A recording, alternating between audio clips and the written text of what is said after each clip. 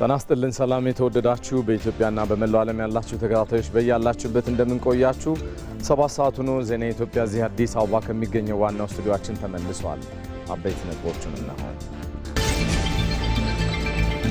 ኢትዮጵያ ከነበረችበት የድህነትና የፈተና ዙሪት ወጥታ ስብራቶቿን በመጠገን የጀመረቻቸው ሁለንተናዊ የሽግግር ጉዞ በቀጥታ ወደፊት የመመንጠቅ ስትራቴጂካዊ ውሳኔ ላይ የተመሰረቱ ናቸው ሲሉ ጠቅላይ ሚኒስትር አብይ አህመድ ገለጹ። ለአፍሪካ አህጉር አስተማማኝና ደህንነቱ የተጠበቀ የሳይበር ምህዳር መፍጠር የወደፊት የህልውና ጉዳይ መሆኑ ተገልጿል። ዓለም አቀፉ የሳይበር ደህንነትና አርቲፊሻል ኢንተለጀንስ ጉባኤ በዚህ በአዲስ አበባ እየተካሄደ ነው።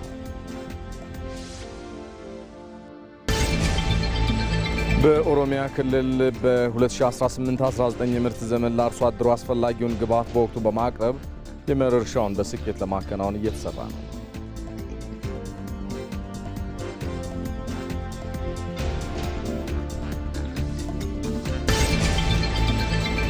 የአሜሪካና የኢራን የሰላም ማዕቀፍ በኒውክሌር ፍተሻና በሆርሙዝ ወሽመጥ ውዝግብ ሳቢያ አደጋ ተደቅኖበታል። ከውጭ ዜና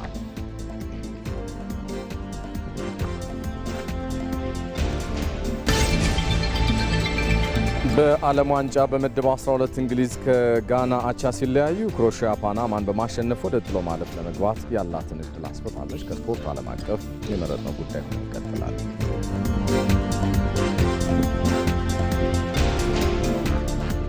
ሰለሞን ኃይለ ኢየሱስ ነኝ። ዘገባዎቻችን እየተከታተላችሁ አብራችሁን እንድትዘልቁ ጋብዛለሁ። በቅድሚያም ኢትዮጵያ በአረንጓዴ አሻራ መርሃ ግብር አማካኝነት የደን ሽፋኗን መጨመሯ ከዓለም አቀፍ የካርበን ንግድ ከፍተኛ ገቢ እንድታገኝ አስችሏታል።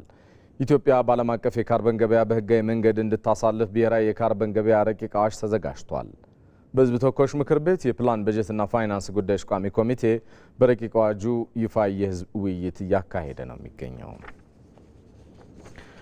እዚህ ጉዳይ ላይ እንቆያለን። ተጨማሪ መረጃዎችን ሊያደርሰን ዘጋቢያችን ባየ ሙላት ከስፍራው በቀጥታ መስመራችን ላይ ይገኛል።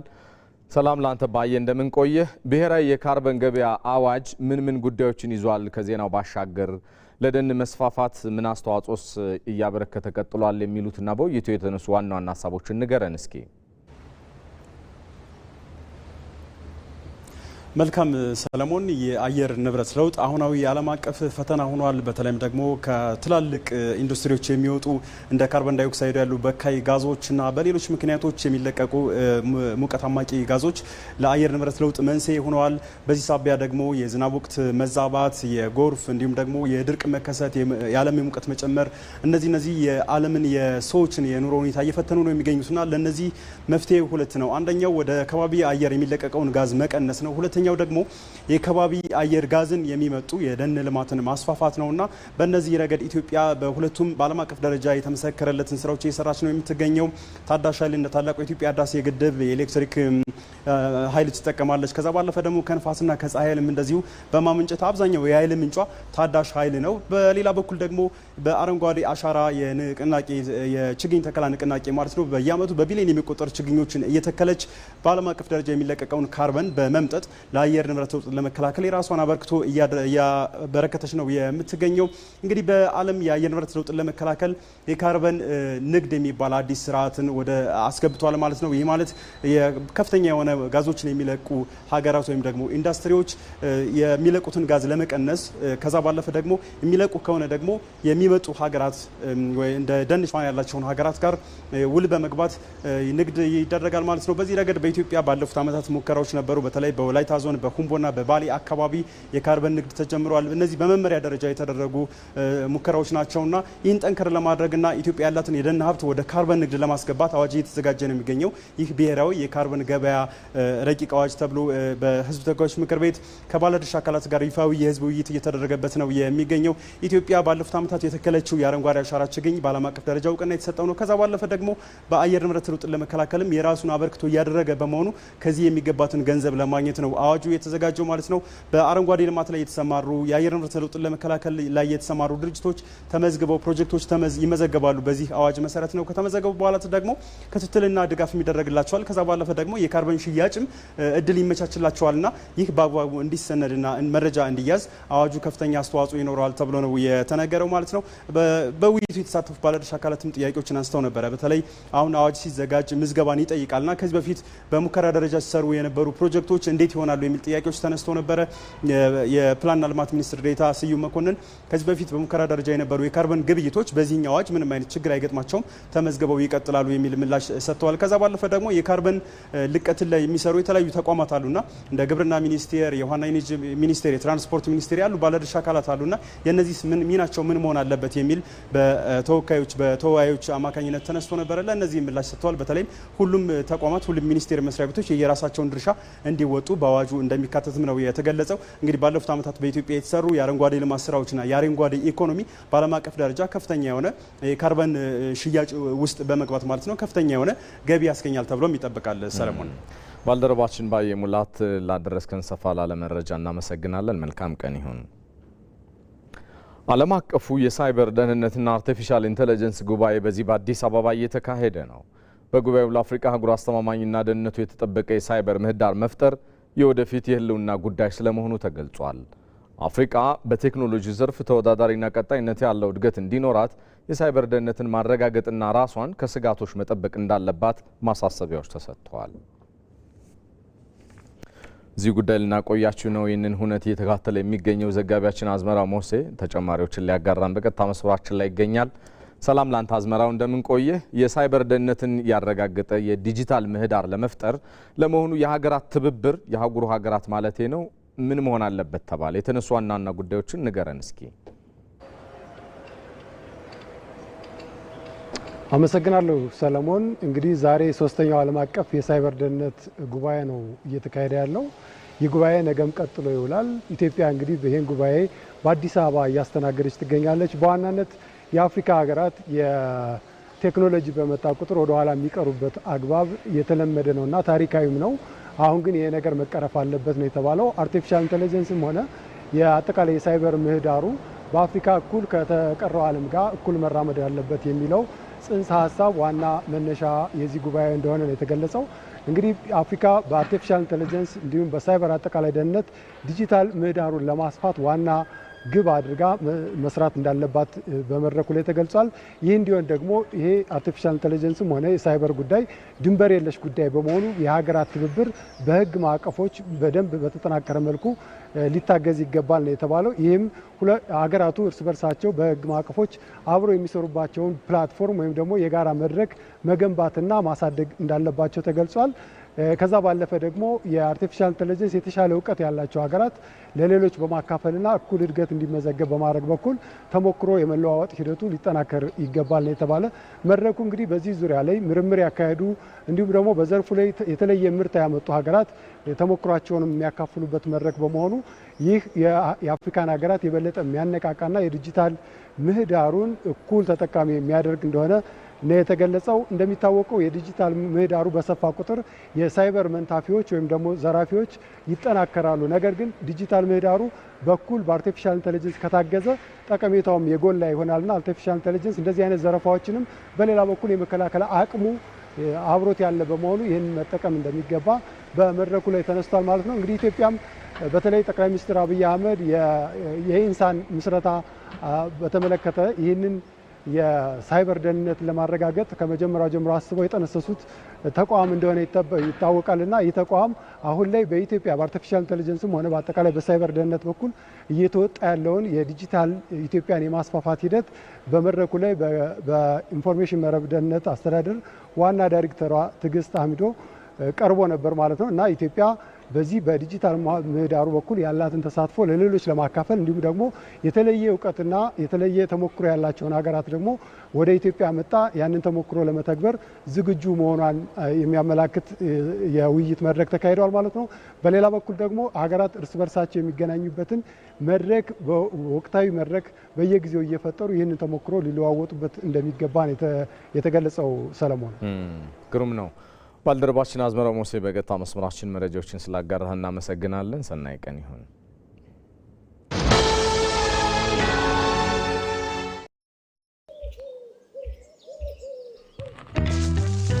ቆይ አንዴ እንዳትሄድ ጠብቀኝ። የሲቪ ቪዛ ካርድ አዝዤ መምጣት ብቻ ነው።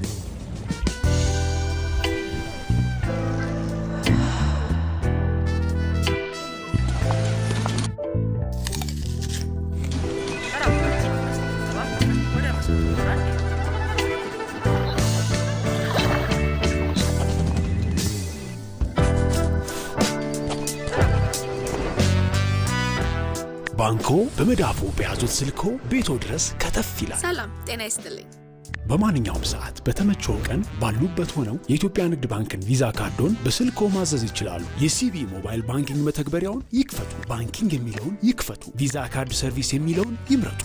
ይፈልጉ ምትክ ወይም አዲስ መጠየቅ። የካርዶን አይነትና የሚወስዱበትን ቅርንጫፍ መርጠው ያረጋግጡ። ባንክ የሚመጡት ካርዶን ለመውሰድ ብቻ ነው። አሁኑኑ ያመልክቱ። በፍጥነት ካርዶን ይውሰዱ። የኢትዮጵያ ንግድ ባንክ፣ ሁሌም የሚተማመኑበት ባንክ። ተመልሰናል። የተወደዳችሁ ዜና ኢትዮጵያን እየተከታተላችሁ ነው። እንቀጥላለን። የ2019 የፌዴራሉ መንግስት ረቂቅ በጀት በኢትዮጵያ የተጀመሩ የልማት ስራዎችን ለማፋጠን ለሚከናወኑ ተግባራት ትኩረት ሰጥቷል። በአጠቃላይ 2.3 ትሪሊየን ብር ረቂቅ በጀት ውስጥ ከፍተኛው ድርሻ ለመደበኛና ለካፒታል ወጪዎችም የተመደበ ነው። ህይወት አበበ ኢትዮጵያ የጀመረችውን የማክሮ ኢኮኖሚ ሽግግር ይበልጥ ለማፋጠንና ዘላቂ ልማትን ለማረጋገጥ ያለመው የ2019 በጀት ዓመት ረቂቅ በጀት ለህዝብ ተወካዮች ምክር ቤት ቀርቧል። በአጠቃላይ 2.3 ትሪሊየን ብር ሆኖ የቀረበው ረቂቅ በጀቱ ካለፈው ዓመት ተመሳሳይ ወቅት ጋር ሲነጻጸር የ21.2 በመቶ ወይም የ409.2 ቢሊዮን ብር ከፍተኛ ጭማሪ አሳይቷል። ለመሆኑ ይህ ታሪካዊና ግዙፍ በጀት የተመደበባቸው ዋና ዋና የልማት ምሰሶዎች ምን ናቸው? የተጀመሩ ሁሉን አቀፍ የልማት ስራዎችን በማገዝ በኩልስ ምን ያህል ድርሻ ይኖረዋል? በዝርዝር እንመልከተው። የ2019 ረቂቅ በጀት የመንግስትን መደበኛ ስራዎችን ለማስቀጠልና የፋይናንስን ጤናማነት ለማስጠበቅ ለመደበኛው ወጪዎች ከፍተኛውን ድርሻ የሰጠ ሲሆን ለዚህም 1.2 ትሪሊየን ብር መድቧል። ከዚህ መደበኛ ወጪ ውስጥ የውጭና የሀገር ውስጥ ዕዳ ክፍያን አስተማማኝ ለማድረግ 542 ቢሊዮን ብር የተለየ ሲሆን ይህም ከጠቅላላው በጀት 23.1 በመቶ ድርሻ አለው። በተጨማሪም የማህበረሰቡን የኑሮ ጫና በከፍተኛ ደረጃ ለመቀነስ ለማዳበሪያና ለነዳጅ ድጎማ እንዲሁም ለኢትዮጵያ ነዳጅ አቅራቢ ድርጅት ካፒታል ማሳደጊያ የሚሆን 236.4 ቢሊዮን ብር ተመድቧል። በሁለተኛ ደረጃ ለልማት ወይም ለካፒታል ወጪዎች 568.2 ቢሊዮን ብር የተመደበ ሲሆን ይህ በጀት በተለይም እንደ ትምህርት፣ ጤናና መንገድ ላሉ ወሳኝ የህዝብ መሰረተ ልማት ዝርጋታዎችና ግንባታዎች የሚውል ነው። በሶስተኛ ደረጃ ፍትሃዊ ልማትን ለማረጋገጥ ለክልል መንግስታት የበጀት ድጎማ የሚሆን 520.6 ቢሊዮን ብር ተመድቧል። ክልሎች የዘላቂ ልማት ግቦችን ማስፈጸሚያ ደግሞ ተጨማሪ 14 ቢሊዮን ብር በረቂቅ በጀቱ ተይዟል። ይህ የ2019 ረቂቅ በጀት የተዘጋጀው የመንግስትን የልማትና የማክሮ ኢኮኖሚ ማሻሻያ እቅዶች እንዲሁም የ10 ዓመቱን መሪ የልማት እቅድ ታሳቢ በማድረግ ሲሆን በዋናነት 3 ታላላቅ ሀገራዊ ውጤቶች ይጠበቁበታል። የመጀመሪያውና ዋናው ግብ ኢኮኖሚው አሁን ያለውን የእድገት ጉዞ በማጠናከር በ2019 በጀት ዓመት የ10.1 በመቶ ከፍተኛ የኢኮኖሚ እድገት እንዲያስመዘግብ ማስቻል ነው። ሁለተኛው ደግሞ የውጭና የሀገር ውስጥ ዕዳ አከፋፈል ፍጹም አስተማማኝና ጤናማ በሆነ መንገድ መምራት ሲሆን ሶስተኛው ግብ የዋጋ ግሽበትን በቁጥጥር ስር ለማዋል የግብርና ምርታማነትን በከፍተኛ ደረጃ ለማሳደግ በሚደረጉ ሀገራዊ ጥረቶች ላይ ቀጥተኛና ውጤታማ ድጋፍን ማድረግ ነው። የ2019 ረቂቅ በጀት ዓመት ሀገራዊ ምርታማነትን ለማሳደግና የማክሮ ኢኮኖሚ መረጋጋትን ለማምጣት ትልቅ አቅም የሰነቀ ነው። ይሁን እንጂ ይህንን ግዙፍ በጀት በአግባቡ ስራ ላይ ማዋል፣ የበጀት ብክነትን ማስወገድና የታለሙትን ግቦች ማሳካት የሁሉም ባለድርሻ አካላትና የዜጎች የጋራ ኃላፊነት ነው። ኢትዮጵያ ከነበረችበት የድህነትና የፈተና ዙሪት ወጥታ ስብራቶቿን በመጠገን የጀመረቻቸው ሁለንተና የሽግግር ጉዞ በቀጥታ ወደፊት የመመንጠቅ ስትራቴጂካዊ ውሳኔ ላይ የተመሰረተ ነው አሉ ጠቅላይ ሚኒስትር አብይ አህመድ።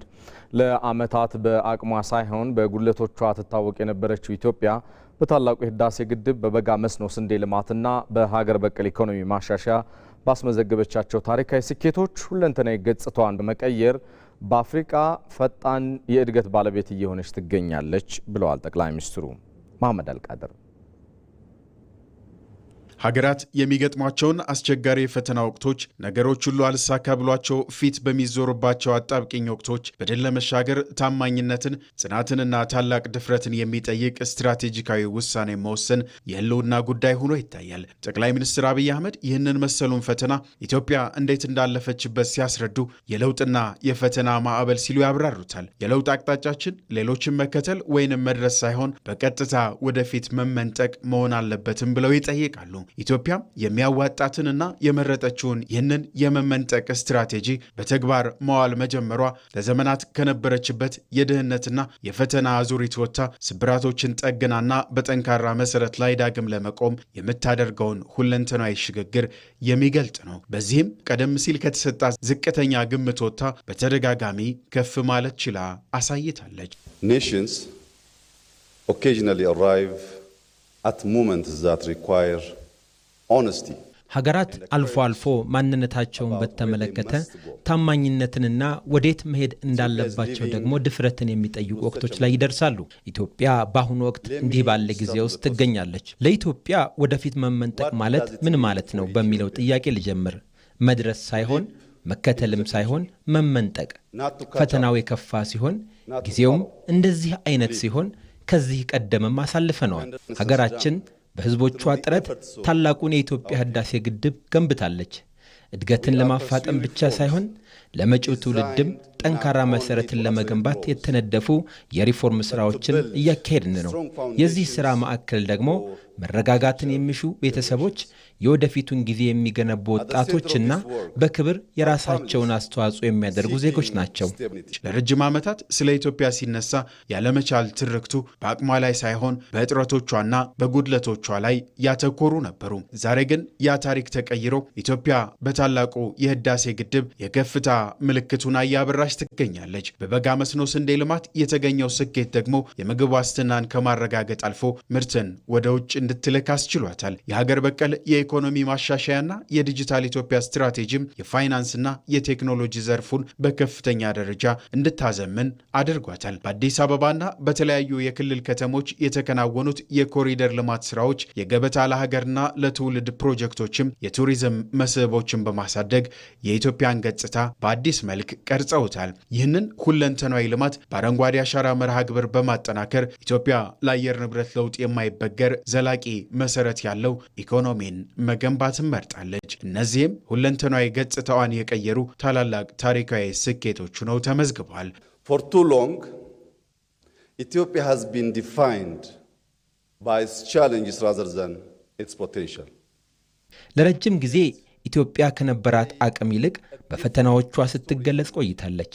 ይሁን እንጂ ዛሬ በኢኮኖሚያችን በተቋማችንና በማህበረሰባችን ውስጥ የተለየ ታሪክ ብቅ እያለ ነው። የከባድ ውሳኔዎችንና የዘላቂ ጥረትን ውጤቶች ማየት ጀምረናል። የዋጋ ግሽበት በዚህ ዓመት መጀመሪያ ላይ ከነበረበት 30 በመቶ በላይ በከፍተኛ ሁኔታ ቀንሷል። አልፎ ተርፎም ወደ ነጠላ አሃዝ ዝቅ ብሏል። የወጪ ንግዳችን ወደ ታሪካዊ ደረጃዎች እያደገ ነው። ኢኮኖሚያችን በዚህ በጀት ዓመት ብቻ በ10.2 በመቶ ያድጋል ተብሎ ይጠበቃል። በነገራችን ላይ ይህ በአህጉራችን ፈጣኑ የእድገት ምጣኔ ነው። እነዚህ ውጤቶች በአጋጣሚ የተከሰቱ አይደሉም። ሆን ተብለው የተወሰኑ ቀላል ያልነበሩና ዋጋ ያስከፈሉ ውሳኔዎች ውጤቶች ናቸው። ነገር ግን ቁጥሮች ብቻቸውን ሙሉን ታሪክ አይነግሩንም። ከእያንዳንዱ የሪፎርም ሥራ ጀርባ ሕይወታቸው የተቀየረ ሰዎች አሉ። ዛሬ በሚሊዮኖች የሚቆጠሩ ኢትዮጵያውያን ከዚህ ቀደም ሊደርሱባቸው የማይችሏቸው ዕድሎች ተጠቃሚ እየሆኑ ነው። እድገትን መመዘን ያለብን በምንገነባቸው ተቋማትና በምናሻሽለው የሰው ሕይወት መሆን አለበት።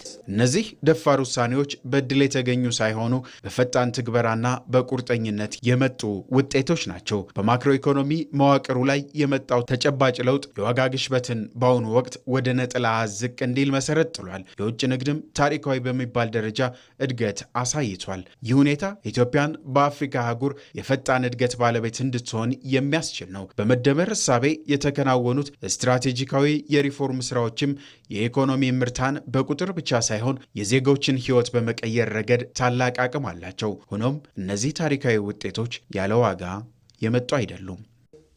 Our circumstances did not allow us the luxury of addressing one challenge at a time. የተለያዩ ሁኔታዎች ሁልጊዜም ችግሮችን አንድ በአንድ እንድንፈታ ምቾት አይሰጡንም። ማረጋጋት፣ ሪፎርምን መገንባት፣ አገልግሎት መስጠት፣ የማይሰሩትን ማስተካከል እና ለቀጣዩ መዘጋጀት በተመሳሳይ ጊዜ ማድረግ አለብን። የመደመር መንፈስም ይሄው ነው። ታማኝነትን፣ ጽናትንና ከልምድ ለመማር ትህትናን የሚጠይቅ ሂደት ነው። እዚህ ቁሜ ስራው ተጠናቋል ብዬ አልናገርም። አልተጠናቀቀም። ከፍተኛ የዋጋ ግሽበት የቤተሰብን የመግዛት አቅም እንደጎዳው ምንም ጥርጥር የለውም። የሪፎርሙ ጥቅሞች ገና መድረስ ባለባቸው ልክ ለእያንዳንዱ ዜጋ አልደረሱም። እነዚህን እውነታዎች እንቀበላለን። ምክንያቱም ሀገራት ወደፊት የሚራመዱት ፈተናዎቻቸውን በታማኝነት ሲጋፈጡ ነውና። የኢትዮጵያን ማንሰራራት ትላንትን በይቅርታ ዛሬን በትጋት በመገንባት ለቀጣዩ ትውልድ ካገኘናት የተሻለች ጠንካራና ፍትሐዊ ዘላቂ ተቋማት ያላት ሀገር የማስረከብ የጋራ ታሪካዊ ኃላፊነት በመሆኑ የመንግስትን የገበያውንና የማህበረሰቡን ተሳትፎ የሚጠይቅ መሆኑን ጠቅላይ ሚኒስትር አብይ አህመድ ያነሳሉ። One of our most important tasks is preparing the next generation of Ethiopians to thrive in a changing world. ከዋናውና ተግባሮቻችን መካከል አንዱ ቀጣዩን የኢትዮጵያን ትውልድ እየተለዋወጠ ባለው ዓለም ውስጥ ስኬታማ እንዲሆን ማዘጋጀት ነው። ጥራት ያለው ትምህርትና ዕድሎች መኖራቸውን ማረጋገጥ፣ እንዲሁም የምንገነባቸው ተቋማት አቅማቸውን እንዲያጎለብቱላቸው ማድረግ አለብን። የእውነተኛ ስኬታችን መለኪያ የሚሆነው የእነዚህ ሪፎርሞች ውጤት በማህበረሰብ ውስጥ ሲታይ ነው። ማንም ትውልድ የሀገር ግንባታ ስራን አጠናቆ እንደማያልፍ ሁላችንም እናውቃለን። እያንዳንዱ ትውልድ ጠቃሚ የሆነውን የመጠበቅ፣ የማይሰራውን ማስተካከል እና ሌሎች የሚገነቡበትን መሰረት የማጠናከር ኃላፊነት ይወርሳል። ከፊታችን ያለው ስራ ይሄ ነው። ይህንን በአማርኛ የኢትዮጵያ ማንሰራራት ብለን እንጠራዋለን። ወደፊት መመንጠቅ ነው። አቅጣጫው ግልጽ ነው። ቁርጠኝነቱም ጽኑ ነው። አሁን የምናደርገው ነገር የትራንስፎርሜሽናችንን ርቀት ይወስናል።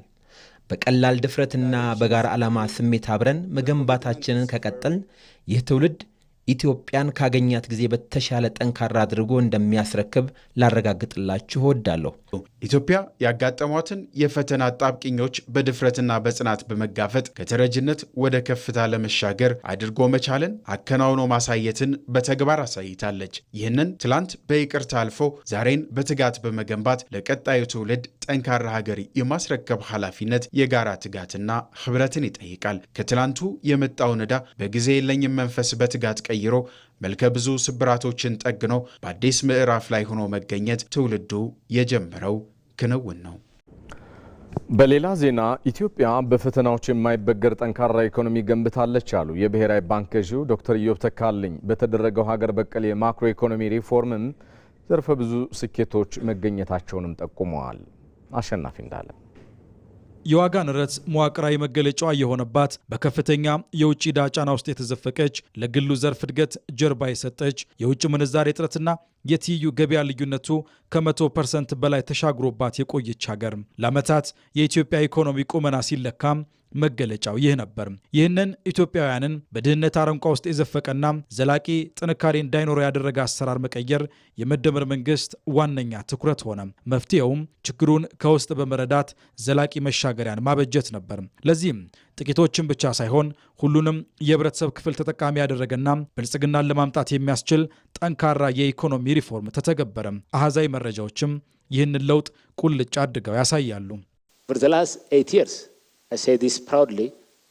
ይህንን በኩራት መናገር እፈልጋለሁ። ላለፉት 8 ዓመታት 1 ሳንቲም ከፍተኛ ወለድ ያለውን የንግድ ብድር አልተበደርንም። የዕዳ ሽግሽግ ላይ ብዙ ስራዎች ሰርተናል። ይህም ለሀገሪቱ ከፍተኛ ጥቅም አስገኝቷል። አጠቃላይ የመንግስት ገቢ በ8 እጥፍ አድጓል። 235 ቢሊዮን ብር ከነበረበት በዚህ ዓመት መጨረሻ ወደ 1.83 ትሪሊዮን ብር ይደርሳል። የበጀት ጉድለት ከ2.5 በመቶ ከ1 በመቶ በታች ወርዷል። የውጭ ንግድን ስንመለከት ከ8 ዓመት በፊት 2.3 እና 3 ቢሊዮን ዶላር ገደማ ነበር። ባለፈው ዓመት 294 እጥፍ ጨምሮ 8.33 ቢሊዮን ዶላር ነበር። የዚህ ዓመት ደግሞ በከፍተኛ ሁኔታ በመላቅ 11 ቢሊዮን ዶላር እንጠብቃለን። የኢትዮጵያ ዕዳ በፈረንጆቹ 2018 ከዝቅተኛ መካከለኛ ገቢ ካላቸው ሀገራት ከፍ ያለና ከሰሃራ በታች ካሉ የአፍሪካ ሀገራት አማካኝ ጋር የሚመጣጠን ነበር። አሁን ግን ከሁለቱም በከፍተኛ ሁኔታ ያነሰ ነው። የኢኮኖሚ ሪፎርሙ ዘርፈ ብዙ ውጤታማነት እንዲኖረው ካደረጉ መሰረታዊ ስራዎች መካከል ከዚህ ቀደም ለግሉ ዘርፍ ጀርባ ሰጥቶ የነበረውን አሰራር በቁርጠኝነት መቀየር ሌላኛው ነው። ከዚህ ቀደም በመንግስት ባንክ ይሰጥ የነበረው ብድር 80% የሚሆነው ለመንግስት የልማት ድርጅቶች የሚፈስ እንጂ ለሀገር ከፍተኛ አበርክቶ ለሚያስገኘው የግል ዘርፍ የሚውል አልነበረም። ዛሬ የተቀይሮ ከራስ ወደ ራስ ከሚደረግ የብድር አዙሪት በመውጣት የግሉ ዘርፍ የኢኮኖሚው ዋና ሞተር እንዲሆን ተደርጓል። ከማሻሻያው በፊት በመንግስት ብድር ምክንያት የኢትዮጵያ ንግድ ባንክ ከመንግስት ልማት ድርጅቶች ከ845 ቢሊዮን ብር በላይ የማይመለስ ብድር ላይ ተቀምጦ ነበር። ይህ ለፋይናንስ ቀውስና ምናልባትም ሙሉ ለሙሉ ለኢኮኖሚ ቀውስ የሚዳርግ መነሻ እንደነበር እንደምትስማሙ እርግጠኛ ነኝ። ነገር ግን በተወሰደው ደፋር እርምጃ መንግስት ይህንን ከፍተኛ መጠን ያለው ብድር ተረክቦ በአዲስ የግምጃ ቤት ሰነድ ቦንድ ተክቶታል። በሌላ በኩል ባለፉት 8 ዓመታት የባንኮች ሀብት ወደ 680 በመቶ ገደማና ተቀማጭ ገንዘብ በ654 በመቶ አድጓል። አጠቃላይ የተሰጠ ብድር አሁን ላይ 3.943 ትሪሊዮን ብር ደርሷል። ይህም ወደ 540 በመቶ ገደማ እድገት አሳይቷል እና ከሁሉም በላይ ደግሞ ብድሩ ወደ ግሉ ዘርፍ እየሄደ ነው። ካለው አጠቃላይ ብድር ውስጥ 93.8 በመቶ የሚሆነው ወደ ግሉ ዘርፍ የሄደ ነው። የተረጋጋና ጠንካራ ኢኮኖሚ የመመስረቱ ማረጋገጫ አሃዛዊ መረጃዎች ብቻ አይደሉም። ኢትዮጵያ በኮቪድ ወረርሽኝ፣ በአየር ንብረት ለውጥ፣ በውስጣዊ ግጭቶችና በዓለም አቀፍ ጫናዎች ሳይበገርም ውልፍት ያላለ ጠንካራ ኢኮኖሚ መገንባቷ የማይካድ ሀቅ ሆኗል። ከዚህ ቀደም ሀገራዊ አበርክቷቸው አነስተኛ የነበሩ ዘርፎች ጭምር አቧራቸውን አራግፈው በታሪክ ለመጀመሪያ ጊዜ ከፍተኛ ገቢን ማስገኘት ጀምረዋል። ለዚህ ዋነኛው ማሳያ ደግሞ በኢንዱስትሪው ዘርፍ የመጣው ታሪካዊ ስኬትና የውጭ ንግድ አፈጻጸም በከፍተኛ ደረጃ ማደጉ ነው። የማምረት አቅም ከ49 በመቶ ወደ 66.3 በመቶ በከፍተኛ ሁኔታ ጨምሯል። የማምረት አቅም አጠቃቀም ላይ ከፍተኛ መሻሻል የታየው ኢትዮጵያ ታምርትን በመሰሉ ንቅናቄዎቻችንና የልዩ ኢኮኖሚ ዞን አዋጅና የገቢ ምርቶችን የመተካት ስትራቴጂ በመሳሰሉት የፖሊሲ እርምጃዎች ምክንያት ነው። የስራ ዕድልም በዓመት በ30 በመቶ አድጎ አሁን 3.3 ሚሊዮን ደርሷል። የኢንዱስትሪ የጂዲፒ ድርሻ 30.2 በመቶ ደርሷል። የ11 በመቶ ጭማሪ አለው። በኢትዮጵያ ታሪክ ለመጀመሪያ ጊዜ የኢንዱስትሪ ዘርፍ ለሀገር ውስጥ ጠቅላላ ምርት ወይም ጂዲፒ የሚያበረክተው አስተዋጽኦ ከግብርናም ሆነ ከአገልግሎት ዘርፍ በልጧል። ሙሉ በሙሉ በኢንዱስትሪ የበለጸግን ሀገር ሆነናል ለሚለው ጥያቄ ምላሼ አይደለም የሚል ነው። ነገር ግን በትክክለኛው መስመር ላይ ነን በሚገባ።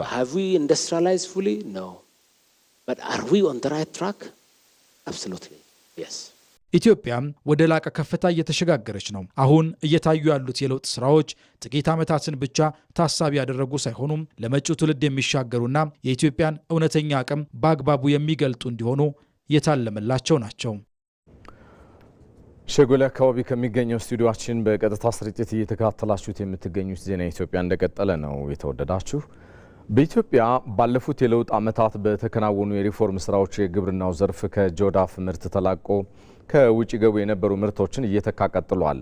በማዕድን ዘርፉም ቢሆን የወርቅ የወጭ ንግድ ገቢን በከፍተኛ መጠን ማሳደግም ተችሏል። የዚህን ዜና ዝርዝር ባልደረባችን ወንደሰን አፈወርቅ አዘጋጅቶታል።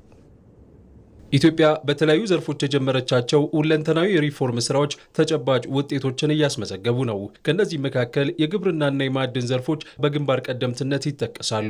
ለመሆኑ በግብርናው ዘርፍ ምን ተቀየረ? ቀደም ሲል የሀገሪቱ የግብርና እድገት አዝጋሚና ወደፊት የመራመድ ፍጥነቱም አነስተኛ ነበር። ይህንን የቆየ አካሄድ ለመቀየርና ዘርፉን ከዕለት ጉርስ ወደ ዘመናዊና ሜካናይዝድ ግብርና ለማሸጋገር በርካታ የሪፎርም ስራዎች ተከናውነዋል። ይህም የኢትዮጵያን ግብርና ከአሮጌ የአመራረት ዘይቤ በማውጣት አዲስና የተሻለ የእድገት ምዕራፍ ላይ አሳርፎታል። ይህ የሆነው በቀደሙት ዓመታት የግብርናው ዘርፍ የሚሄድበትን መንገድ በመቀየር ነው። በግብርናው ዘርፍ የመጣው ዋነኛ ለውጥ በዘርፉ ተዋናዩ ማን ይሁን በሚለው ላይ ነው። እንደ ሀገር በግብርናው ዘርፍ ላይ የተመሰረትንን ብንልም የግብርና ምርቶችን ከውጭ ስናስገባ ነበር። ወደ ዓለም ገበያ ልከን ከምናስገባው ገቢ ይልቅ ወደ ሀገር ውስጥ የግብርና ምርቶችን ለማስገባት የምናወጣው ወጪ ከፍ ያለ ነው። በዚህ ምክንያት ሪፎርሙ ተኪ ምርቶች እንዲመረቱ ማስችሏል።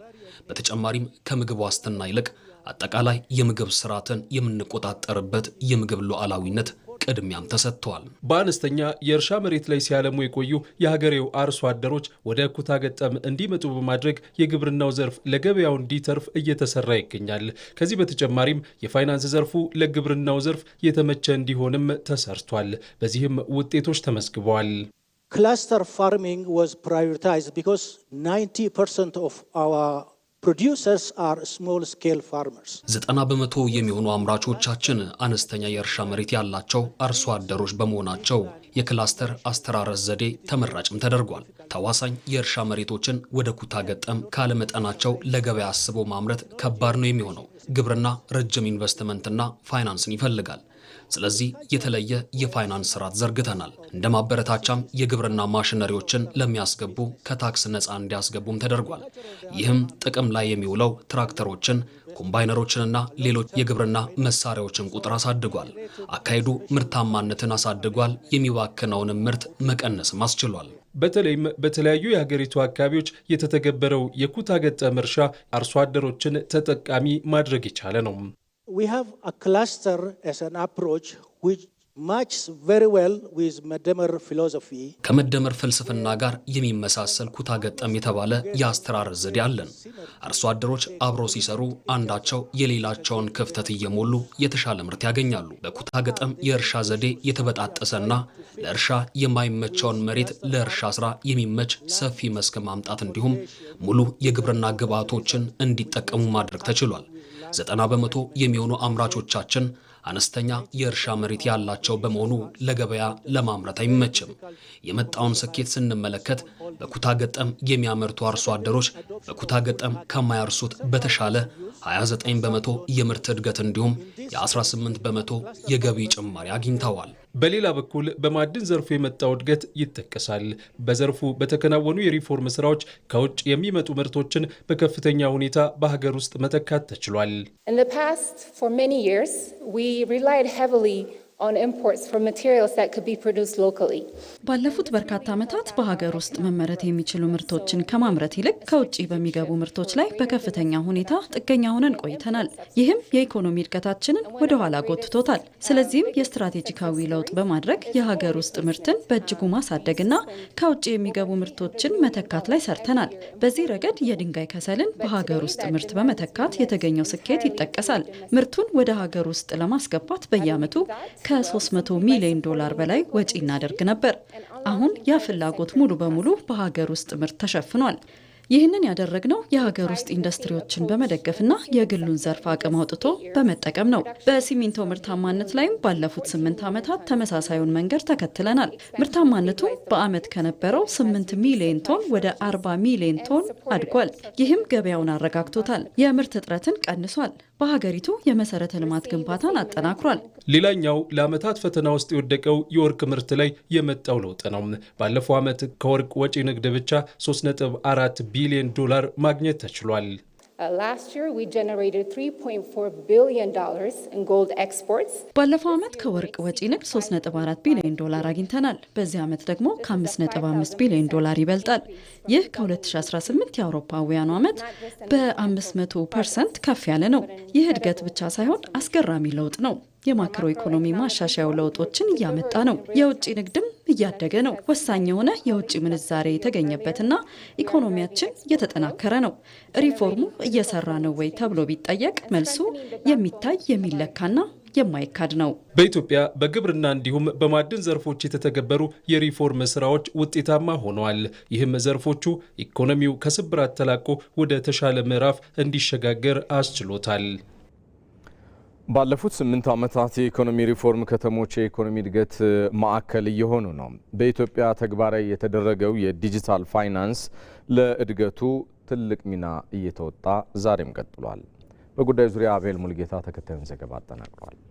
ባለፉት 8 ዓመታት በኢትዮጵያ ታሪክ ቀያሪ የሆኑ የኢኮኖሚ ክንውኖች እውን ሆነውበታል። የማክሮ ኢኮኖሚ ሪፎርሙን ተከትሎ የተሰሩ ተግባራት ሳይውል ሳያድር ለውጥ እያሳዩ አገር እያጸኑ ነው። ከግብርና መር ወደ ብዝሃ ዘርፍ ኢኮኖሚ ሽግግር በማድረግም በሁሉም አቅጣጫ አስገራሚ ለውጦችም ተመዝግበዋል። ከተሞችን እንኳን ብንመለከት የእድገት ማነቋቸው ተፈቱ።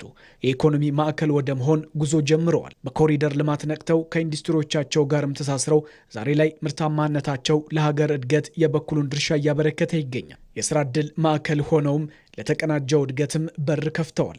ይህ የሆነው ደግሞ ባለፉት ዓመታት በከተሞች ላይ ተግባራዊ በሆነው የሪፎርም ስራ ነው።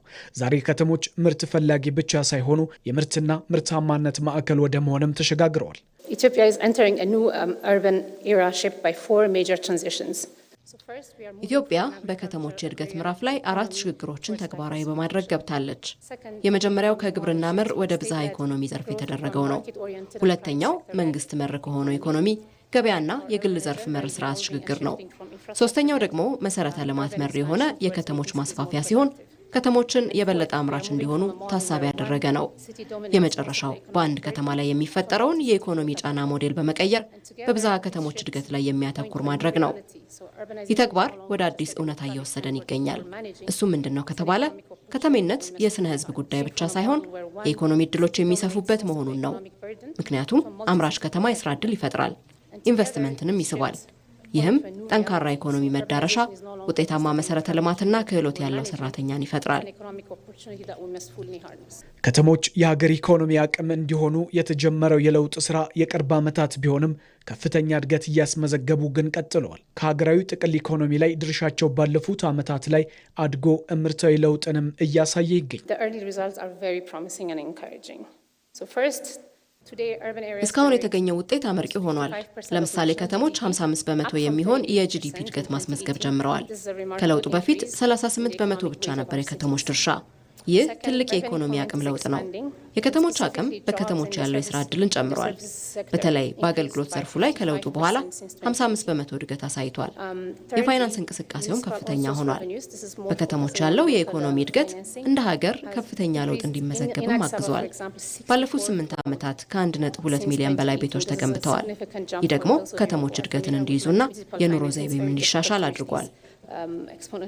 ሌላው ባለፉት የለውጥ ዓመታት በሀገር ኢኮኖሚ ላይ ለተመዘገበው እድገት በዲጂታል ፋይናንስ ዘርፉ የታየው ስኬት አንዱ የለውጥ መልክ ነው። የኢትዮጵያ ዲጂታል ኢኮኖሚ እውን በማድረግ ሂደት የተሰሩ ስራዎች ዛሬ ላይ በኢትዮጵያ ፈጣን እድገትን እያስመለከተም ይገኛል። ከመሰረተ ልማት ዝርጋታው እስከ ሕግ ማዕቀፎች አስቻይ ሁኔታዎችን በመፍጠር በ10 ሚሊዮኖች የሚቆጠሩ ኢትዮጵያውያን ወደ ዲጂታል ሽግግሩ ሲቀላቀሉ ውጤቱ ጎምርቶ የሀገርን አይን ገልጦ የነገን አይቀሬ ለሆነው መዳረሻ ስንቅ ያስቋጠረ ድል ሆኗል።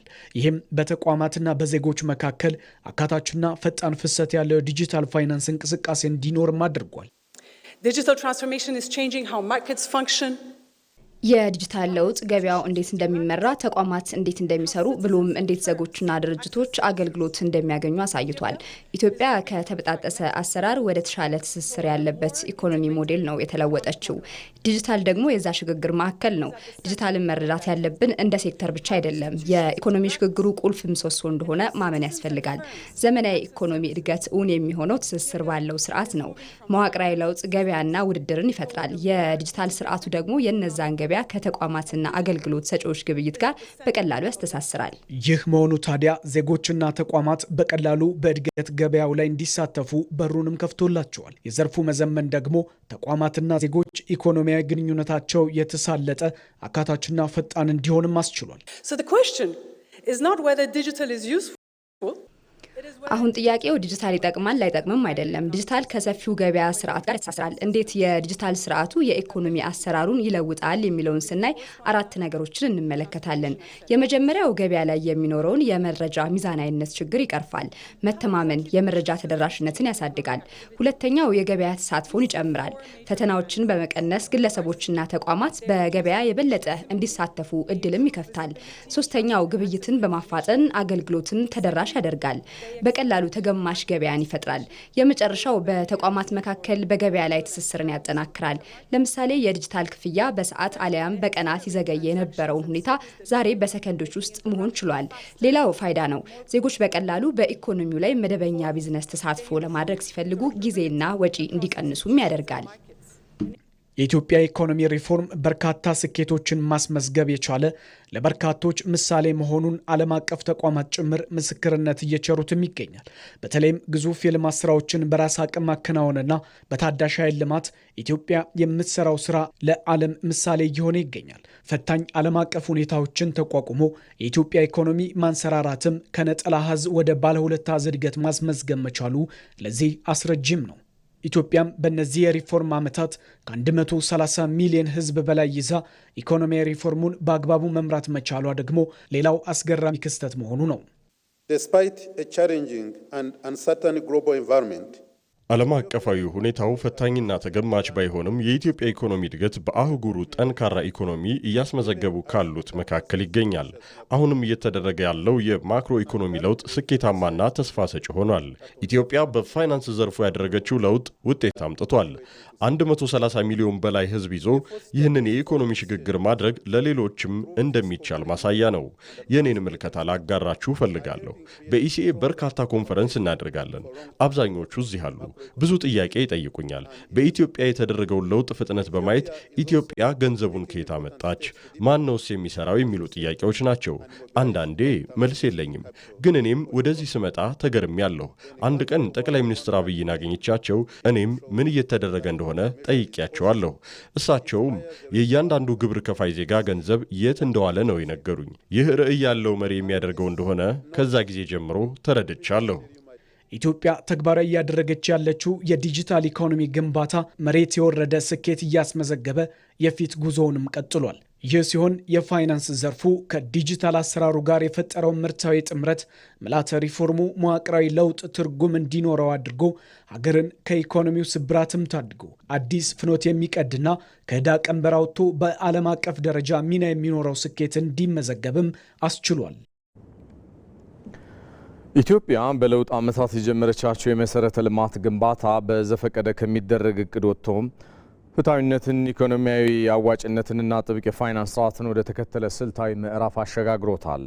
ሀገሪቱ የምትገነባቸው የባቡር የመንገድና የኤርፖርት መሰረተ ልማቶችም የገበያ ትስስርና ቅደም ተከተል አዋጭነትን መሰረት እያደረጉም ቀጥለዋል።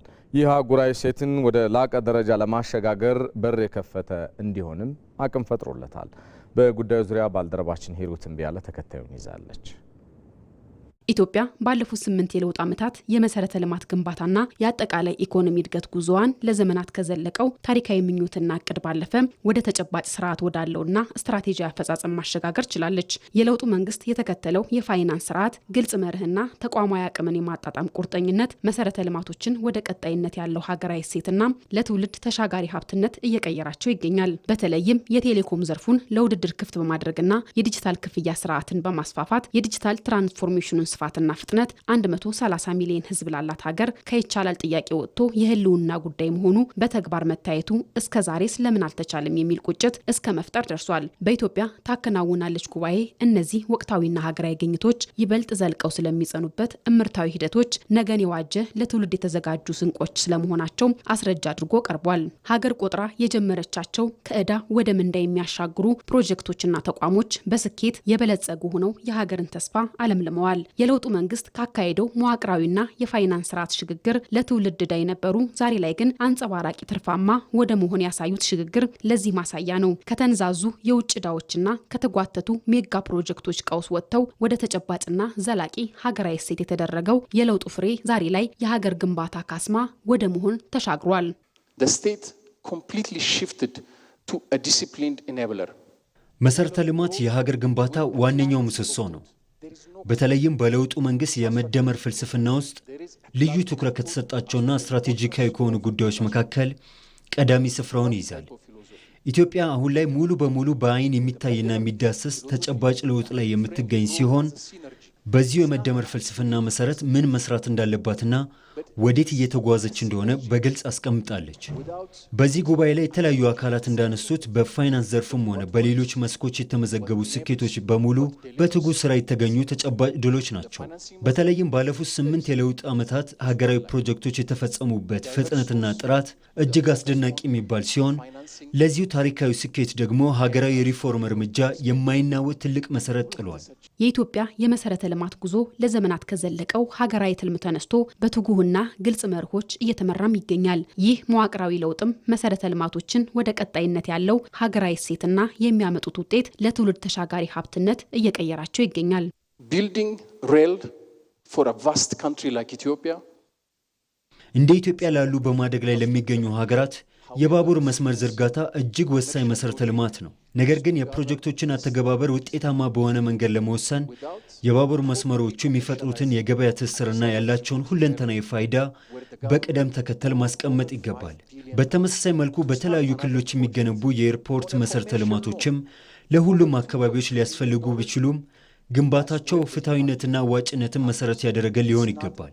በተለይም በፕሮጀክቶቹ አዋጭነት ላይ ትኩረት ማድረግ ኢኮኖሚውን የሚያግዝና ሀገራዊ እድገትን የሚያፋጥን በመሆኑ በቀጣይ የትኞቹ አካባቢዎች ቅድሚያ ያስፈልጋቸዋል የሚለውን መለየትና ያላቸውን የጎላ ፋይዳ አስቀድሞ ማየት ያስፈልጋል። የንጹህ ኃይል፣ የዲጂታል ማስፋፊያ፣ ትራንስፖርት፣ የኮንስትራክሽንና የአረንጓዴ ቴክኖሎጂ ስትራቴጂያዊ ዘርፎች የኢትዮጵያን የብልጽግና ጉዞ በግንባር ቀደምትነት እየተመሩ ባለው ተስፋና ጥረት ወደ ውጤት የቀየሩ ኢኒሼቲቮች ከጀርባቸው እንዳሉ ሲታይ እውነታው ይገለጣል። እነዚህ ዘርፎች ኢኮኖሚው ዓለም አቀፍ ተወዳዳሪነቱን እንዲያሳድግ መሰረት የጣሉ ናቸው። ለዚህ ሲባል የለውጡ መንግስት የጀመራቸው ማሻሻያዎችን በማስፋት ኢትዮጵያ እድገቷ ራሱን ችሎ የሚቀጥልና ዘላቂ ለውጥ የሚያመጣበት ደረጃ ላይ እንድትደርስ በትጋት መገንባቱ የዛሬ ውጤት ለነገ አዲስ ምዕራፍ ጠንሳሽ ስለመሆኑም ነጋሪ አያሻውም።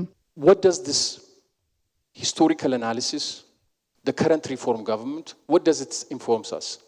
ይህ ታሪካዊ ትንታኔና አሁን ያለው የመንግስት የሪፎርም እርምጃ የሚያረጋግጥልን በስራ ሂደት ውስጥ ደረጃንና ሙያዊ ስነ ምግባርን በመጠበቅ እንዲሁም የሚገኘውን የገንዘብ ድጋፍ በአግባቡ መጠቀም ተቋማዊ አቅምን ለማሳደግና ውጤታማ ለመሆን ወሳኝ መሆኑን ነው። ጠንካራ ተቋማት ባልተገነቡበት አውድ ውስጥ ስኬታማ ፕሮጀክቶችን መፈጸም እንደማይቻል በተግባር የታየ ሲሆን ባለፉት 8 የለውጥ ዓመታት የተከተልነው መርህም ይህንን ክፍተት የሚያሻሽልና ተቋማዊ አቅምን የሚገነባ ነው። ለዚህም በምሳሌነት የሀገራችንን ግዙፍ ተቋም የሆነውን የኢትዮጵያ አየር መንገድ መመልከት ይቻላል። አየር መንገዱ በተለያዩ የፖለቲካ ሽግግሮችና የዘመን ለውጦች ውስጥ ላለፉት 80 ዓመታት በብቃትና በውጤታማነት ዘልቆ እዚህ የደረሰበት ሚስጥር የዚሁ ጠንካራ ተቋማዊ ስርዓት ግንባታ ማሳያ ነው። እነዚህ የተጀመሩ ስትራቴጂያዊ የሪፎርም እርምጃዎች የኢትዮጵያን የብልጽግና ጉዞ እድገት ራሱን ችሎ ወደሚቀጥልበትና ዘላቂ ለውጥ ወደሚያመጣበት የላቀ ምዕራፍ እያሸጋገሩት ይገኛል። በኦሮሚያ ክልል ለ2018-19 የምርት ዘመን ለአርሶ አደሩ አስፈላጊውን ግብዓት በወቅቱ በማቅረብ የመኸር እርሻውን በስኬት ለማከናወን እየተሰራ ነው። በክልሉ የሚገኙ አርሶ አደሮችም የመኸር እርሻ ስራቸውን በአግባቡ እየከወኑ ይገኛሉ። ባየ ሙላት በኢትዮጵያ የመኸር ወቅት ከእርሻ ወቅቶች ሁሉ ከፍተኛ መጠን ያለው ሰብል የሚመረትበት ወቅት ነው። የክረምት ዝናብ መግባትን ተከትሎ የሚከናወነው የመኸር ግብርና የሀገራዊ ምርትና የምግብ ዋስትና ዋነኛ የጀርባ አጥንት ነው። አርሶ አደሩ ጎተራውን ሙሉ ለማድረግ ሀገርንም ለማቅናት የመኸር ወቅትን በከፍተኛ ጉጉትና ዝግጅት ይጠብቃል። በኦሮሚያ ክልል ምስራቅ ሸዋ ዞን የጊምቢቾ ወረዳ አርሶ አደሮችም መሬታቸውን በኩታ ገጠም በማስተሳሰርና እንደ ትራክተር ባሉ ዘመናዊ የእርሻ መሳሪያዎች በመታገዝ የመኸር እርሻን ጀምረዋል። መርሳ ተቆፍነ መርሳ ለማታ ቆቶ አጅራይቹ የመጀመሪያውን ዙር እርሻ ጨርሰን አሁን ሁለተኛ ዙር እያረስን ነው። በበጋ ስንዴ የተመረተበት መሬት ለመኸር ዘር እየተዘጋጀ ነው። 3 ሄክታር መሬት አለኝ። የአፈር መዳበሪያ ካዘጋጀው 1 ወር ሆኖኛል። መሬቱን በተደጋጋሚ ካረስን በኋላ ከሐምሌ 15 እስከ ነሐሴ 5 ባለው ጊዜ ዘር እንዘራለን። ጫልማን ኢሳ ቆና ገና ከሰት ቀመዲ ደባይና ከንቆኑ በአብዛኛው ስንዴ ነው የምናመርተው። በኩታ ገጠም ማረሳችን አንድ አይነት ዘር ለመዝራትና ተመሳሳይ ግብዓት ለመጠቀም አመቺ ይሆናል። መሬታችንን አንደኛውን ዙር አርሰን ሁለተኛውን እየደገምን እንገኛለን። ማዳበሪያም ሌሎች ግብዓቶችም እየቀረበልን ነው። ጥሩ ዝግጅት እያደረግንም ነው። እንደ ሀገር የግብርና ምርትን በማሳደግ የምግብ ዋስትናን በዘላቂነት ለማረጋገጥ ባህላዊውን የእርሻ ዘዴ በቴክኖሎጂ መተካት አማራጭ የሌለው ሀገራዊ ግብ ሆኗል። አርሶ አደሩ ምርጥ ዘርንና የአፈር ማዳበሪያን በአግባቡ የመጠቀም ልምዱም እየጨመረ ነው። መሬቱን በኩታ ገጠም አጠቃቀም በማረስ ከበሬ ጫንቃ የተላቀቀና እንደ ትራክተርና ኮምባይነር ያሉ የግብርና መሳሪያዎችን መጠቀሙ የግብርና ስራውን በወቅቱ እንዲያከናውን እያደረገው ነው። በዚህ ዓመት አጠቃላይ ያለን የመሬት ስፋት 54522 ነው። ከዛ ውስጥ አጠቃላይ እንደምታዩት ሁሉም ታርሷል ማለት ነው በዚህ ሰዓት። ይህም ደግሞ የሆነበት በብዛት መካናይዜሽን ነው የምንጠቀመው ማለት ነው። በብዛት አርሶ አደረጃችን በትራክተር ነው የሚያርሰው። ሰብልም ሲሰበሰብ በኮምባይነር ነው ማለት ነው። በምስራቅ ሸዋ ዞን በመኸር ወቅት እንደ ስንዴ፣ ጤፍ፣ በቆሎ፣ ማሾና ጥጥ የመሳሰሉ ሰብሎች በስፋት ይመረታሉ። በዞኑ አብዛኛው የመኸር ሰብል የሚለማው በኩታ ገጠም በመሆኑ በምርታማነት ላይ ከፍተኛ ውጤት እያስገኘ ነው። ካለም መሬት 93%ን ኩታ ገጠም ለማድረግ ነው እየሰራን ያለ ነው። ተመሳሳይ እርሻ ታርሳለ፣ ተመሳሳይ ዘር ትሰጣለ፣ ተመሳሳይ ማዳበሪያ ትሰጣለ። ለድጋፍና ክትትል ምቹ ይሆናል ማለት ነው። ያሉንን ትራክተሮች የመጠገን ለስራ የማዘጋጀት ስራ ሲሰራ ነበረ። ለአርሶ አደሩ ስልጠና የመስጠት እርሻው ላይ በተለይ ስልጠና የመስጠት ከዛም ባሻገር አቅርቦቱን ቼክ ማድረግ በተለይ ማዳበሪያ በጊዜ እንዲገባ ማድረግ አንድ፣ ሁለተኛ የሽያጭ ስርዓቱ ስኬጁልድ እንዲሆን የማድረግ ስራ ሲሰራ ነበረ። በኦሮሚያ ክልል ከ11.2 ሚሊዮን ሄክታር በላይ መሬት በመኸር ለማልማት እየተሰራ ነው። በክልሉ ቆላማ አካባቢዎች ዘር የተጀመረ ሲሆን ስንዴና ጤፍ አምራቾች ደግሞ ዝግጅት እያደረጉ ነው። በመኸር ከሚለማው መሬት አብዛኛው በኩታ ገጠም የሚለማ በመሆኑ ዘመናዊ ግብርናን በመተግበር ምርታማነትን ለማሳደግ ዋነኛ ስልት ሆኗል። ኦሮሚያ ላይ የዚህ የመኸር ወቅት ስራው በመሬት ስፋትም ሰፊ መሬት የሚሸፍንበት በዚሁ መጠን ደግሞ የምርት መጠኑንም ትልቅ የምርት መጠን የምንጠብቅበት ጊዜም ስለሆነ ርብርባችን ከፍተኛ የሆነ ርብርብ ነው እያደረግን ያለ ነው። ዝግጅቱ ጥሩ ዝግጅት ጀምረን ነው እያለን ያለ ነው። ለዚህም የሆነውን የምርጥ ዘር፣ የማዳበሪያ፣ የኬሚካል አቅርቦቶቻችንን በስፋት እያቀረብን ያለንበት ሁኔታዎች አሉ። የምርታማነት መጨመር ላይ ነው አቅጣጫ አስቀምጠን እየሰራን ያለ ነውና ምርታማነት የሚጨምሩ ደግሞ አርሶ አደሮቻችን የሜካናይዜሽን ተጠቃሚ ሲሆኑ፣ አርሶ አደሮቻችን የግብአት ተጠቃሚ ሲሆኑ፣ በትክክለኛ አግሮኖሚክ ፕራክቲሱን ተከትሎ ማሳቸውን እርሻቸውን ሲንከባከቡ ሲጠብቁ ስለሆነ በዚህ ዙሪያ ላይ ጥሩ ፓኬጅ ተቀርጾ አርሶ አደሮቻችን ወደ ስራ ገብቶ እየሰሩ ያለበት ሁኔታ ነው ያለው። አርሶ አደሩ እርሻውን በዘመናዊ ቴክኖሎጂ ታገዘ ማድረጉ ምርታማነትን በመጨመርና የምርት ብክነትን ከመቀነሱም በላይ የድካሙን ያህል ፍሬ እንዲያገኝና ጎተራውን በትርፍ ምርት እንዲሞላ ያስችለዋል። ይህም የሀገርን የምግብ ሉዓላዊነት ለማረጋገጥ ቁልፍ እርምጃ ነው። የባህር በር ያላቸው ሀገራት ከባህር ትራንስፖርት አገልግሎት ባለፈ በባህር ውስጥ ካሉ ሀብቶቻቸው ዜጎቻቸው ተጠቃሚ ሆነዋል። ሀገራቱ በሎጂስቲክስ ከሚያገኙት ገቢ ባሻገር በውሃው ከርሰ ምድር ከሚገኙ እንደ አሳና ማዕድናትና ሌሎች ተጨማሪ ኢኮኖሚ ፈጥሮላቸውም ይታያል። የኢትዮጵያም የባህር በር ይገባኛል ጥያቄ ከባህር ውስጥ ሀብቶች ተጨማሪ ኢኮኖሚዋን ከፍ እንድታደርግም የሚያስችላት ነው። ሐምራዊት ብርሃን የዓለማችን የኢኮኖሚ እንቅስቃሴ ከየብስ ይልቅ ወደ ባህርና ውቅያኖስ እያመዘነ መጥቷል። የባህር በር ያላቸው ሀገራት የባህር ላይ ትራንስፖርትን፣ የወጪና ገቢ ንግድ ማሳለጫ፣ የባህር ዳርቻ ኢንዱስትሪዎች እንዲስፋፉ በማድረግ ለውጭ ገበያ የሚቀርቡ ምርቶችን በዝቅተኛ ወጪ ለማምረት ያስችላቸዋል። እንደ ቻይና፣ ሲንጋፖር፣ ስዊዘርላንድና ዩናይትድ ስቴትስ ያሉ ሀገራት የንግድ መስመሮቻቸውን በባህር ትራንስፖርት ስለሚያስተሳስሩ የባህር በርን የኢኮኖሚያቸው የጀርባ አጥንት አድርገው ይወስዱታል። ባህሮቻቸው ለውጭ ገበያ የሚቀርቡ ምርቶችን ከማመላለስ ባለፈ የባህር ውስጥ ሀብቶችን በአግባቡ በመጠቀም ተጨማሪ የኢኮኖሚ ሉዓላዊነትን አጎናጽፏቸዋል። በዋናነት ከምግብ አንጻር ወይም ለኢንዱስትሪ ግብአት ናቸው። በተለይ አሳ እና የአሳ ነክ የውሃ ሲፉድ የሚባሉ በአጠቃላይ ለምግብ ከመዋልም አልፎ ሰፊ የሰው ኃይል የስራ ዕድል ፈጠራ ሆኖም ሊያገለግል ይችላል። ቱሪዝም ረገድ ለምሳሌ ጣሊያንን ብንወስድ በአድሪያቲክ ሲ ላይ ሰመሪን ለ3 ወር ትልቅ የገቢ ምንጭ የሚያገኙበትና ከመላ አውሮፓ ለጉብኝት የምታይበት እድል ነው ያለው። በርካታ የአፍሪካ ሀገራት ለምሳሌ ቱኒዚያን ብንወስድ፣ ሞሮኮን ብንወስድ በሜዲትራኒያን ባህር ላይ ትልቅ የገቢ ምንጭ አድርጎ ለቱሪዝም መስህብነት ይጠቀማሉ።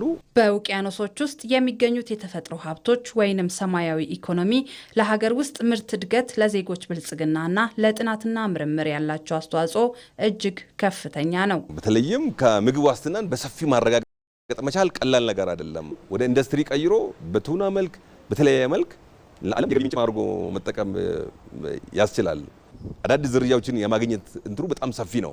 ምክንያቱም ከ60 እስከ 80% የዓለማችን የብዝሃ ሕይወት ሀብት የያዘ ውሃ ነው ካል እስካሁን የተለዩት ግን ሩብ ሚሊዮን ብቻ ከሆኑ ሰፊው ገና ጥናት ይፈልጋል ማለት ነው። ስለዚህ በዘርፉ ላይ አገሪቷ እንደ አንዱን ፒላር አድርጋ ያዘችው የቱሪዝም መስመር እንደመሆኑ መጠን ይህንን ወደ ባህር ደግሞ ሲሄድ በትንሽ ወጪ ሰፊ መስህብ በመፍጠር የአገሪቱን ኢኮኖሚ በአጭር ጊዜ የማሳደግ ሚና አለው። ኢትዮጵያ የህልውና ጉዳዩ አድርጋ እየጠየቀች ያለችውን የባህር በር ጥያቄ ሲመለስ የባህር ውስጥ ሀብቶችን በባለቤትነት ለማልማት ህጋዊ መብት ከመስጠቱን ባሻገር አዲስ የኢኮኖሚ አቅም ይፈጥርላታል። አንድ ሀገር ኮምፕሊት የሆነ የማክሮ ኢኮኖሚክና በአጠቃላይ የድህነት ቅነሳና የእድገት ፕላንና ስትራቴጂ ስታወጣ በዛ ስትራቴጂ ላይ ምን ያህል ኮንትሮል አለኝ ነው። በተለይ ትልልቅ ኢንቨስትመንቶች አሁን የነዳጅና የማዕድን ኢንቨስትመንቶች እንዲሁ በኮንቴነር እየተጫኑ አይሄዱ።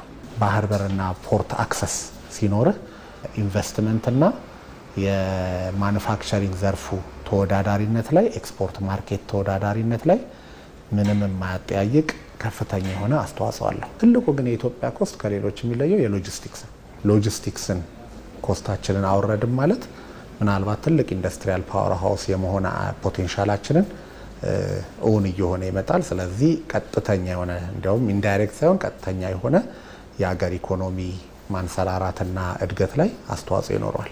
ከባህር በር ተጠቃሚ የሆኑ ሀገራት ሰማያዊ ኢኮኖሚን በመጠቀማቸው የንግድ ሚዛናቸውን ከማስተካከል ባለፈ ለትውልድ የሚተርፍ የሀብት መሰረት መጣል ችለዋል። ኢትዮጵያም የባህር በርን ለማግኘት በምታደርገው ጉዞ የባህር ውስጥ ሀብትን ማልማት የቅንጦት ጉዳይ ሳይሆን የኢኮኖሚ ነጻነትን ለማረጋገጥና ዜጎቿን ከድህነት ለማውጣት የሚደረግ የህልውና የትግል ጉዞ ነው። የኢትዮጵያ መንግስት ባደረገው ጥረት በሳውዲ አረቢያ የፍርድ ሂደታቸው ተቋርጦ የምህረት አዋጅ ከተሰጣቸው ኢትዮጵያውያን መካከል 320ዎቹ ወደ ሀገራቸው መመለሳቸው ተገለጸ። ተመላሾቹ ቦሌ ዓለም አቀፍ አውሮፕላን ማረፊያ ሲደርሱ የውጭ ጉዳይ ሚኒስትር ዴኤታ አምባሳደር ብርሃኑ ጸጋይን ጨምሮ ከፍተኛ የስራ ኃላፊዎች አቀባበል አድርገውላቸዋል። የውጭ ጉዳይ ሚኒስቴር ሪያድ የሚገኘውን የፌዴሪ ሚስዮን እና ጅዳ የሚገኘውን ቆንስላ ጽሕፈት ቤት በማስተባበር ባደረገው ዲፕሎማሲያዊ ጥረት በሳውዲ አረቢያ ለእስር ተዳርገው የነበሩ 1655 ዜጎች የፍርድ ሂደታቸው ተቋርጦ የምህረት አዋጅ እንዲሰጣቸው ተደርጓል። በዚህም ኢትዮጵያም በውጭ ግንኙነት ታሪኳ ውስጥ ያስመዘገበችው ዜጋ ተኮር ዲፕሎማሲ በዓለም አቀፍ መድረክ ያላትን የመደራደር አቅምና የዲፕሎማሲ ክንድ በተግባር ያሳየ ስልታዊ ስኬት ስለመሆኑም ተመላክቷል። መንግስት ህብረተሰቡ ከህገወጥ የሰዎች አዘዋዋሪዎችና በማህበራዊ ሚዲያ የታጀበ ሐሰተኛ ማታለያ ድርጊት የውጭ ሀገር ጉዞ ራሱን ዜጋው እንዲጠብቅ መልእክት አስተላልፏል። ዘገባው የባልደረባችን እድሉ ፈቀደ ነው።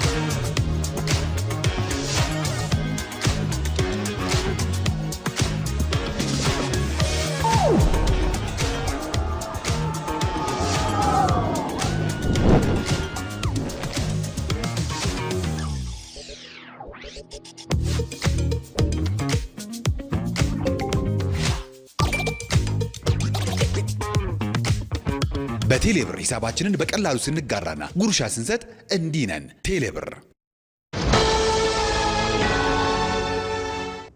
ተመልሰናል። ይህ ዜና በቀጥታ እየተላለፈላችሁ የሚገኘው ከኢትዮጵያ ቴሌቪዥን ዋናው ስቱዲዮ ነው። ከውጭ ለትንታኔ የመረጥነውን ጉዳይ እናጋራችሁ። የአሜሪካና የኢራን የሰላም ማዕቀፍ በኒውክሌር ፍተሻና በሆርሙዝ ወሽመጥ ውዝግብ ሳቢያ አደጋ ላይ ወድቋል። ሁለቱ ሀገራት እርስ በርሱ የሚጋጭ መግለጫ እየሰጡ መሆኑን ተከትሎ ነው ስምምነቱም አደጋ ላይ የወደቀው ተብሏል። ወንድማገኝ ኃይሉ መሬት ላይ ከሚፈስ ደም ከጦርነት አውድማና ከኢኮኖሚ ቀውስ ለመውጣት ብቸኛው መንገድ የሰላም አማራጭ ነው። ነገር ግን ጥቅምና ፍላጎት በተጋጩበት የፖለቲካ መድረክ የሰላም ፊርማዎች ራሳቸው አዲስ የዲፕሎማሲ ጦርነት መጫሪያ ሲሆኑም ይስተዋላል። ባለፈው ሳምንት በዋሽንግተንና በቴህራን መካከል የተደረሰው ስምምነት ለዓለም አቀፉ ማህበረሰብ የሰላም ጭላንጭል ቢያሳይም አሁን ግን የስምምነት ፊርማው ገና ሳይደርቅ በከባድ ወጀብ እየተናወጠ ይገኛል። በባህረ ሰላጤው የካቲት 28 የተቀሰቀሰውን አስከፊውን ጦርነት ለማስቆም ያለመውን የስምምነት ማዕቀፍ ወደ መሬት ለማውረድ በአሜሪካና በኢራን መካከል የመጀመሪያው ዙር ድርድር ተጠናቋል። ይሁን እንጂ ሁለቱ ሀገራት በቀጣዮቹ 60 ቀናት ውስጥ የመጨረሻ ስምምነት ላይ ለመድረስ በሚደራደሩበት በዚህ ወቅት በዋና ዋና ጉዳዮች ላይ እርስ በርሱ የሚጋጭ መግለጫም እየሰጡ ይገኛሉ። ይህም አዲስ የተጀመረውን የሰላም ሂደት ወደ ከረረ ጥርጣሬ ውስጥም ጥሎታል። የአሜሪካው ፕሬዝዳንት ዶናልድ ትራምፕ በፔንሲልቫኒያ ባደረጉት የድጋፍ ሰልፍ ላይ ድርድሩ በጥሩ ሁኔታ እየሄደ መሆኑን ቢገልጹም በማህበራዊ ሚዲያ ገጻቸው ላይ ግን አነጋጋሪ መግለጫ ሰጥተዋል። ትራምፕ ኢራን መቼም ቢሆን የከፍተኛ ደረጃ የኒውክሌር ፍተሻ እንዲደረግባት ሙሉ በሙሉ ተስማምታለች ነው ያሉት። የቴህራን ባለስልጣናት በበኩላቸውም ይህንን የትራምፕ ንግግርና አሜሪካ ያቀረበችውን የክትትል ጥያቄ ሙሉ በሙሉ ውድቅ በማድረግ ላይ ናቸው። ኢራን የኒውክሌር ቁጥጥር እንዲደረግ መፍቀድና አለመፍቀዷ ጉዳይ አሁን ላይ ዋነኛው አጀንዳ ሆኗል። የኢራን ባለስልጣናት ለዓለም አቀፉ የአቶሚክ ኢነርጂ ኤጀንሲ መርማሪዎች የተቆረጠ የጉብኝት ቀጠሮ የለም፣ ይህ የስምምነቱ አካል አይደለም ማለታቸውን ተከትሎም ለፕሬዝዳንት ዶናልድ ትራምፕ ከጋዜጠኞች ለቀረበላቸው ጥያቄ ፕሬዝዳንቱ በሰጡት ምላሽ ጉዳዩ በድርድሩ መድረክ ላይ የተያዘና የማይታለፍ መሆኑን በመጥቀስ ኢራን በዚህ ጉዳይ ላይ ግልጽ ፈቃደኝነቷን የማታሳይ ከሆነና የተባበሩት መንግስታት ድርጅት መርማሪዎችን የማትቀበል ከሆነም የተጀመረውን የሰላም ስምምነት ወዲያውኑ እንደሚያቋርጡት በይፋ ተናግረዋል።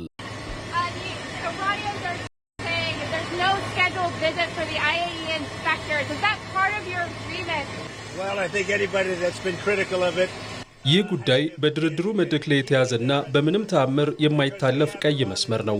ኢራን በዚህ ጉዳይ ላይ ግልጽ ፈቃደኝነቷን የማታሳይ ከሆነና የተባበሩት መንግስታት ድርጅት መርማሪዎችን በአስቸኳይ የማትቀበል ከሆነ አሁን የጀመርነውን የሰላም ስምምነቱን ወዲያውኑ እናቋርጠዋለን።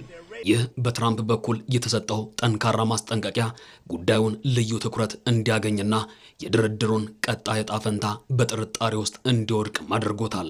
በተጨማሪም የኢራኑ ፕሬዝዳንት ማሱድ ፔዜሽኪያን የአገሪቱ የባለስቲክ ሚሳኤል መርሃ ግብር አሁን ከአሜሪካ ጋር እየተደረገ ካለው ድርድር ውጭ መሆኑና ምንም አይነት ውይይት እንደማይደረግበት በይፋ አረጋግጠዋል። በውጭ ሀገራት የታገዱ የኢራን ሀብቶችን በተመለከተም አሜሪካ ገንዘቡ ለምግብና ሕክምና ብቻ እንዲውል ስትፈልግ ኢራን ግን ውሳኔው የራሷ መሆኑን ገልጻለች። በሌላ በኩል የመጀመሪያው ማዕቀፍ ስምምነት ይፋ መደረጉ በዓለም አቀፍ ደረጃ ከቀረበው የነዳጅ አቅርቦት ውስጥ 1/5 የሚሻገርበትን የሆርሙዝ ወሽመጥ በከፊልም ቢሆን እንዲከፈት አድርጓል። በዚህም የተነሳ የነዳጅ ዋጋው ጦርነቱ ከመጀመሩ በፊት ወደ ነበረበት ዝቅተኛ ደረጃም ወርዷል። ትራምፕ በበኩላቸው የነዳጅ ኩባንያዎች የነዳጅ ማደያ ዋጋን በፍጥነት እንዲቀንሱ ትዕዛዝም ሰጥተዋል። ይሁን እንጂ በወሽመጡ ላይ ያለ ቁጥጥር አሁንም ሌላውና የከረረ የዲፕሎማሲያዊ ፍልሚያም ማዕከል ሆኗል። ኢራንና የባህር ወሽመጡን በጋራ የምትቆጣጠረው ኦማን በውሃው ላይ ያላቸውን የሉዓላዊነት መብት በማጉላት በወሽመጡ በሚያልፉ መርከቦች ላይ ቀረጥ ወይም የአገልግሎት ክፍያ ለመጣል በጋራ እየመከሩ መሆኑን አስታውቀዋል። ኦማን የተባበሩት መንግስታት የባህር ላይ ድርጅት ጋር በመተባበር ጊዜያዊ ኮሪደር መክፈቷንም ገልጻለች። ይህም ለወራት እንዳይንቀሳቀሱ እገዳ ተጥሎባቸው የነበሩ ከ11,000 በላይ የመርከብ ሰራተኞች ቀስ በቀስ ሆርሙዝን ለቀው እንዲወጡ ያገኙት ፈቃድ መተግበርም ጀምሯል። ይሁን እንጂ ሆርሙዝን በጋራ ለማስተዳደር የቴህራንና የሞስካት ምስክር በአሜሪካ በኩል ጠንካራ ተቃውሞ ገጥሞታል። የአሜሪካ ውጭ ጉዳይ ሚኒስትር ማርኮ ሩቢዮ በመጨረሻው ስምምነት ላይ ኢራን በወሽመጡ ላይ ምንም አይነት ቀረጥ እንድታስከፍል ፍጹም እንደማይፈቀድላትና አሜሪካ ይህንን እንደማትቀበል በቁርጠኝነት ማስታውቀዋል። ይህ የአሜሪካ ያትችሉ ማስጠንቀቂያ በድርድሩ ጠረጴዛ ዙሪያ ተጨማሪ ትልቅ መከራከሪያ ሆኖ ብቅ ብሏል። በአጠቃላይ የአሜሪካና የኢራን ስምምነት ለአሁኑ የነዳጅ ዋጋን ቢያረጋጋና ለዓለም አቀፉ ማህበረሰብ ጊዜያዊ እፎይታን ቢሰጥም የ60 ቀናት የድርድር ጊዜ ሳይጠናቀቅ በሁለቱ ወገኖች መካከል እየታዩ ያሉ የቃላት ጦርነቶች በትራምፕ በኩል የተሰጠው ስምምነቱን የማቋረጥ ማስጠንቀቂያ፣ የሆርሙዝ ወሽመጥ ቀረጥ ውዝግብና የእስራኤል ጠንካራ ተቃውሞ የሰላሙን ስምምነት ዕድሜ እጅግ አጠራጣሪ አድርገውታል። የወደፊቱ የዓለም ሰላምና የነዳጅ ገበያ መረጋጋት በሚቀጥሉት ሳምንታት በሚደረጉት እልህ አስጨራሽ ንግግሮች ላይ የተመሰረተም ይሆናል። በመጨረሻም የስፖርት ዜና በዓለም ዋንጫ በምድብ 12 እንግሊዝ ከጋና አቻ ሲለያዩ ክሮኤሺያ ፓናማን በማሸነፍ ወደ ጥሎ ማለፍ ለመግባት ያላትን እድል አስፍታለች።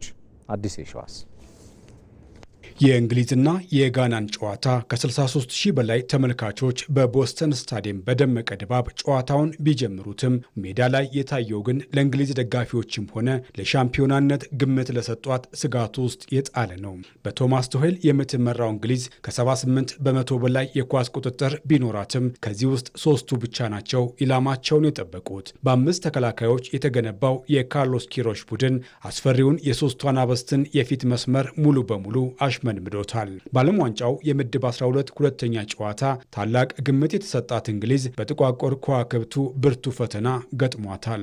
በመጀመሪያው ጨዋታ ክሮኤሺያን አሸንፋ የነበረችው እንግሊዝ ትናንት በቦስተን ስታዲየም በጋናውያን ብርቱ የመከላከል ስልት ያለ ግብ ባቻ ውጤት ለመለያየት ተገዳለች። እንግሊዝ የመጀመሪያ ኢላማውን የጠበቀ ሙከራ ለማድረግም 57 ደቂቃዎችን ለመጠበቅ ተገድዳ ነበር። በሁለተኛው አጋማሽ አሰልጣኝ ቱሄል ጨዋታውን ለመቀየር አንቶኒ ጎርደንን አስወጥተው የአርሰናሉን ኮከብ ቡካዮ ሳካን ቢያስገቡም የጋናው ግብ ጠባቂ ቤንጃሚን አሳሬ ድንቅ ሆኖ መገኘት ግብ እንዳይቆጠር ምክንያትም ሆኗል። በጨዋታው መገባደጃ ላይ የግብ አግዳሚው የመለሰበት ተቀይሮ የገባው የኒኮ ኦርሌ የግንባር ኳስና የማርክ ጉዬ ሙከራ ለሶስቱ አናብስት አሸንፈው ለመውጣት ካደረጓቸው ሙከራዎች መካከል የሚያስቆጩ ነበር።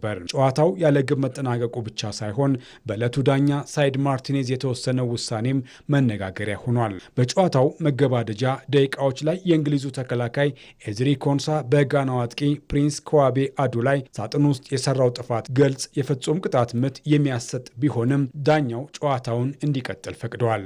ከጨዋታው በኋላ የጋናው አሰልጣኝ በዚያች ወሳኝ ሰዓት የቫር ዳኞች ቡና ለመጠጣት የሄዱ ይመስላል የሚል አስገራሚ አስተያየት ሰጥተዋል። ምንም እንኳ ይህ ውጤት ለእንግሊዝ ቀዝቃዛ ውሃ የቸለሰ ቢሆንም አሁንም በ4 ነጥብ የምድቧ መሪ ናት። በካናዳ ቶሮንቶ ስታዲየም በተደረገ ሌላ ጨዋታ ክሮኤሺያ ፓናማን 1-0 በሆነ ጠባብ ውጤት በመርታት በዓለም ዋንጫው የመቆየት ተስፋዋን አድሳለች። በመጀመሪያው ጨዋታ በእንግሊዝ የደረሰባትን ሽንፈት ለመርሳት ወደ ሜዳ የገባችው ክሮኤሺያ በመጀመሪያው አጋማሽ በፓናማ ፈጣንና አስፈሪ አጥቂዎች ከፍተኛ ፈተና ገጥሟትንም ነበር። ጨዋታው ያለ ግብ ለእረፍት መውጣቱን ተከትሎ የክሮኤሺያው አሰልጣኝ ዝላትኮ ዳሊች በሁለተኛው አጋማሽ ያደረጓቸው ለውጦች ፍሬ አፍርቶላቸዋል።